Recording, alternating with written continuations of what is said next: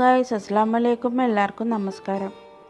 കല്ലുമ്മക്കായനെ പറ്റി പറയുകയാണെങ്കിൽ മൂപ്പരധികം മലബാർ ഏരിയയിൽ ഭയങ്കര ഒരു പ്രചാരത്തിലുള്ളൊരു ഫുഡ് ഐറ്റമാണ് കല്ലുമ്മക്കായ, അല്ലെങ്കിൽ കടക്ക എന്നൊക്കെ അറിയപ്പെടും. ഇത് കൂടുതലായിട്ട് കാണപ്പെടുക കടലിൻ്റെ പാറപ്പുറത്തൊക്കെ ഒട്ടിപ്പിടിച്ചിട്ടുള്ള രീതിയിലാണ്. കല്ലുമ്മക്കായന് ഒരുപാട് റെസിപ്പീസ് ഉണ്ട്. ഞാനിന്നിവിടെ കല്ലുമ്മക്കായൻ്റെ റോസ്റ്റാണ് ചെയ്യണത്. അപ്പോൾ അതെങ്ങനെ ചെയ്യാൻ നോക്കുക. നല്ല ഫ്രഷ് കല്ലുമ്മക്കായ കിട്ടിയിരുന്നു. അത് നന്നായിട്ട് ക്ലീൻ ചെയ്തിട്ട് കുറച്ച് വെള്ളം വെച്ചിട്ട് അതിൽ കല്ലുമ്മക്കായ ഇട്ടിട്ടൊന്ന് വേവിച്ചെടുത്തിട്ടുണ്ട്. അപ്പോൾ ഇങ്ങനെ ഷെല്ലൊക്കെ ഓപ്പണായി കിട്ടും. ഇനി നമുക്ക് ചെയ്യേണ്ടത് ഷെല്ലൊക്കെ ഒന്ന് വേർതിരിച്ചെടുക്കുക എന്നുള്ളതാണ്. അത് കഴിഞ്ഞതിന് ശേഷം അതൊക്കെ ഒന്ന് വൃത്തിയാക്കി എടുക്കുക. ഞാനിവിടെ ഒരു പാന് വെച്ചിട്ട് ചൂടാക്കിയിട്ടുണ്ട്. അതിലോട്ട് ഒരു സ്പൂൺ വെളിച്ചെണ്ണ വെച്ചിട്ടുണ്ട്.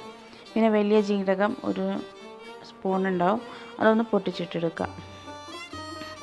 അതിനുശേഷം ഒരു സവാള നന്നായിട്ട് കനം കുറച്ച് അരിഞ്ഞതും എണ്ണയിലിട്ടിട്ട് ഒന്ന് വഴറ്റിയെടുക്കുക.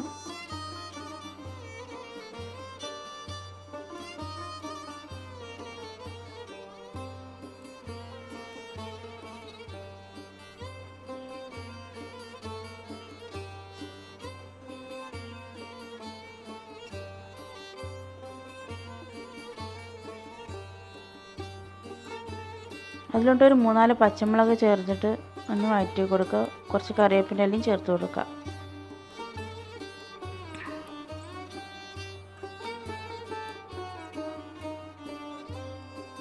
പിന്നെ ഇഞ്ചി വെളുത്തുള്ളി ചതച്ചതാണ്, പേസ്റ്റും ചേർത്ത് കൊടുക്കുക കേട്ടോ. ഞാനിവിടെ ഇഞ്ചി വെളുത്തുള്ളിയൊക്കെ ഒന്ന് ചതച്ചെടുത്തതാണ്.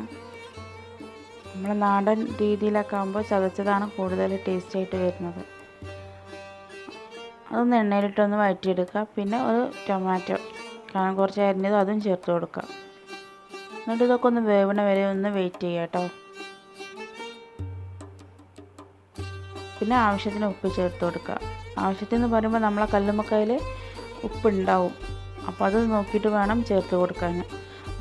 പിന്നെ മഞ്ഞൾപ്പൊടി ചേർത്ത് കൊടുക്കുക. മുളക് പൊടി ആവശ്യത്തിന് മുളക് പൊടി ചേർക്കുക. ഓരോരുത്തരുടെ എരിവിന് ഇഷ്ടത്തിന് ചേർത്ത് കൊടുക്കുക കേട്ടോ.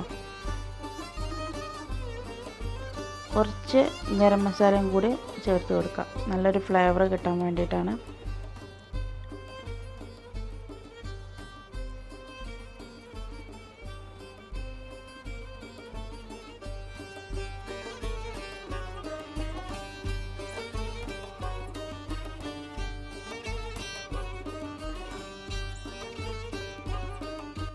അപ്പോൾ ഞാൻ ഇതിലോട്ട് നമ്മൾ കല്ലുമ്മക്കായ വേവിച്ചപ്പോൾ എടുത്ത് വെച്ചിട്ടുണ്ടായിരുന്ന വെള്ളം പിന്നെ ഇതിലോട്ട് ഒഴിച്ച് കൊടുക്കണം. നല്ലൊരു ഫ്ലേവർ കിട്ടും കേട്ടോ ഈ വെള്ളം ചേർത്ത് കൊടുക്കുമ്പോൾ.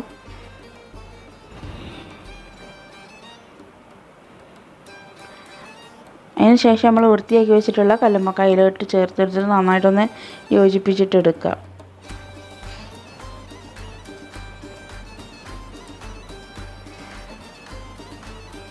കല്ലുമ്മക്കായ അധികം കിട്ടുക പുഴൻ്റെ ഏരിയ, അതുപോലെ തന്നെ കടലിൻ്റെ ഏരിയ, അവിടെയൊക്കെ ഉള്ളവർക്കാണ് അധികമായിട്ടും കല്ലുമ്മക്കായ കിട്ടാറ്.